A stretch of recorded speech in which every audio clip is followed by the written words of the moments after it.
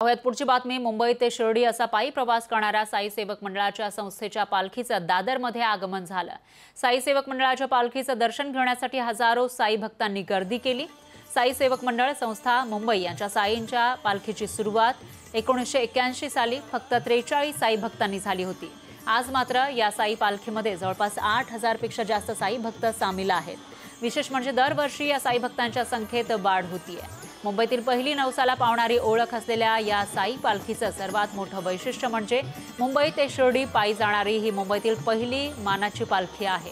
रामनवमी उत्सव सुरू होण्याच्या 9 दिवस आधी मुंबईतून या पालखीची पूजन आरती करून पायी प्रवासाला सुरुवात केली जाते।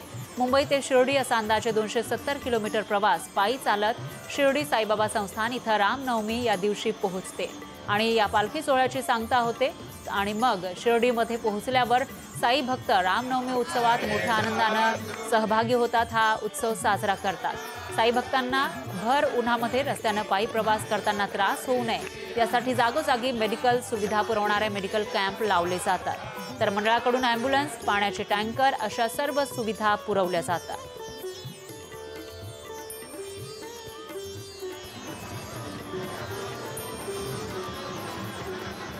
बघता बघता ही संख्या एवढी 8000 पर्यंत पोहोचली आहे आणि सांगायचं झालं तर हा देव ह्या पालखीत बसतो ही प्रत्येकाची श्रद्धा आहे आणि त्यातून तो प्रचिती देत असतो आणि वर्षानुवर्ष ही द्विगुणित संख्या होत जाते। 9 दिवसाचा हा कार्यक्रम असतो। ह्याच्यामध्ये रस्तोरस्ती लोक, आमच्या पदयात्री यांच्या सगळ्यांचे नवस असतात आणि ही पालखी नवसाला पावते अशी त्यांची ख्याती आहे। त्या हिशोबाने प्रत्येकजण तो ओढला जातो बाबांकडे। 8 ते 10 वर्षापासून ते 70-75 वर्षापर्यंत साई भक्ताच्या सामील होतात। आणि इथला आढावा घेतलेला आहे आपल्या प्रतिनिधी ज्योत्स्ना गंगणे यांनी। रामनवमी उत्सवाला आता अवघे 9 दिवस राहिले असताना मुंबईतून शिर्डीसाठी निघणाऱ्या अनेक साई भक्त आता मुंबई पासून शिर्डीला निघण्यासाठी सज्ज झालेले आहेत।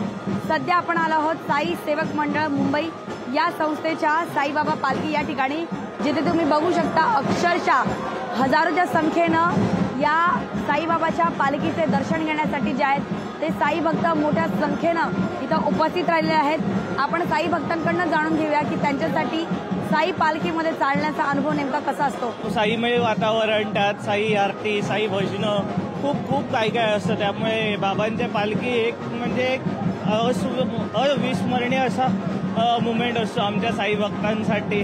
मी मुंबईपासून नको पण 22 ती शिर्डीपर्यंत गेली आहे। 30 वर्षाचा अनुभव आहे। बाबाने मला प्रत्यक्ष हर पल माझी एवढी रक्षा केली आहे ना, आज मी जे काय आहे ती श्री सच्चिदानंद सद्गुरू साईनाथ बाबाची कृपावरून आहे। आम्ही दरवर्षी आहे, माझे मिस्टर दरवर्षी येतात, पायदिंडी करतात।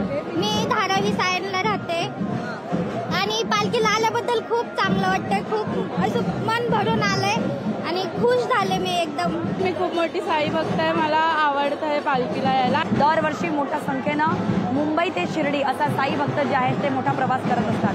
जर्नलिस्ट सुनीलसह ज्योत्स्ना गंगणे, लोकशाही मराठी, मुंबई। दरम्यान शिवसेना उद्धव बाळासाहेब ठाकरे पक्षाचे राज्यसभा खासदार अनिल देसाई यांनी साई पालखीचं दर्शन घेतलं। यावेळी अनिल देसाईंच्या हस्ते आरतीही करण्यात आली। मवियामध्ये मुंबईतील 2 आणि सांगलीच्या जागेचा तेवढा अद्याप सुटलेला नाहीये। याच पार्श्वभूमीवर साईंच्या चरणी नतमस्तक होण्यासाठी आलेले अनिल देसाई यांनी साईंकडे नक्की काय मागितलं याविषयी त्यांच्याशी बातचीत केली आहे आपल्या प्रतिनिधी ज्योत्स्ना गंगणे यांनी।